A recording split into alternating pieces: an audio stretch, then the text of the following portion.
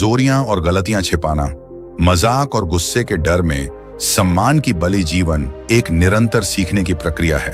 लेकिन हम में से कई लोग इस प्रक्रिया को बाधित कर देते हैं, एक ऐसी बुरी आदत से जो हमें कमजोर बनाती है, अपनी कमजोरियां और गलतियां छिपाना।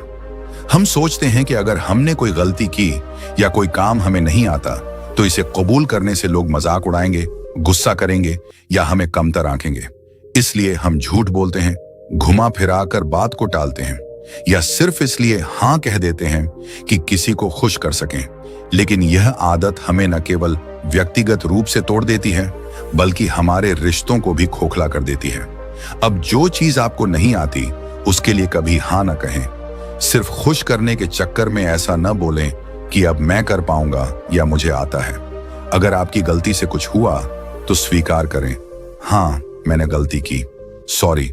सीधी बात में ही फायदा है।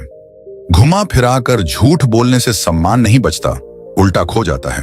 आप कह सकते हैं मुझे यह नहीं आता लेकिन मैं सीखूंगा, फिर करूंगा, या मैं विचार करके जवाब दूंगा, मुझे थोड़ा समय दीजिए, सोच समझ कर बताता हूं। लेकिन सीधे सीधे कोई हाँ ना बोले अगर आपको आता ही नहीं, उसके बारे में पहले सीखो। यह ईमानदारी न केवल आपको बचाएगी बल्कि दूसरों को भी प्रेरित करेगी। तो क्या यह आदत बदलना संभव है? हाँ बिल्कुल। कमजोरियां और गलतियां स्वीकार करना एक सुपर पावर है। सबसे पहले समझें कि गलती मानना कमजोरी नहीं, ताकत है। यह दिखाता है कि आप ग्रो करने को तैयार हैं। चौथी बुरी आदत, अपनी प्राथमिकताओं को ऊपर रखने से डरते हैं। अपनी प्राथमिकताओं को ऊपर रखने से डरना। हमें लगता है कि अगर हम परिवार, दोस्तों या समाज को खुद से पहले रखेंगे तो स्वार्थी समझे जाएंगे। लेकिन सच्चाई यह है कि बिना प्राथमिकताओं के हम सबको प्राथमिकता देकर खुद को अंत में धकेल देते हैं। राम जैसे कई लोग हैं जो सबको खुश करने के चक्कर में अपनी जरूरतों को भूल जाते हैं।